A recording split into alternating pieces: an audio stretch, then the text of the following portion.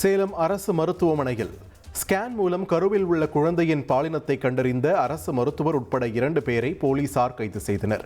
அரசு மருத்துவமனையில் கருவுற்ற பெண்களுக்கு குழந்தையின் பாலினத்தை கண்டறிந்து கூறுவதாக புகார்கள் எழுந்தன.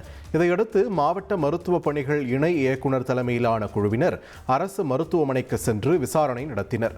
இதில் மருத்துவருக்கு சொந்தமான ஸ்கேன் சென்டர் காந்தி ரோட் பகுதியில் செயல்பட்டு வருவதும், அங்கு பணிபுரியும் இடைத்தரகர் கருவுற்ற பெண்களிடம் பாலினம் குறித்து தெரிவிக்க பணம் பெற்று அரசு மருத்துவமனையில் உள்ள தியாகராஜனிடம் அனுப்பி வைப்பதும் தெரியவந்தது.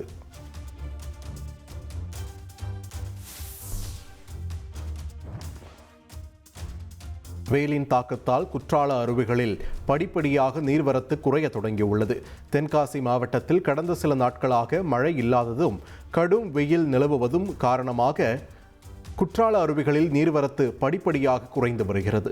இந்நிலையில் வார இறுதி நாளை முன்னிட்டு சுற்றுலா பயணிகள் குற்றாலம் அருவிக்கு அதிக அளவில் குவிந்தனர். நீர்வரத்து குறைந்த போதிலும் அவர்கள் உற்சாகமாக குளித்து மகிழ்ந்தனர். இனி செல்லும் இடமெல்லாம் செய்தி.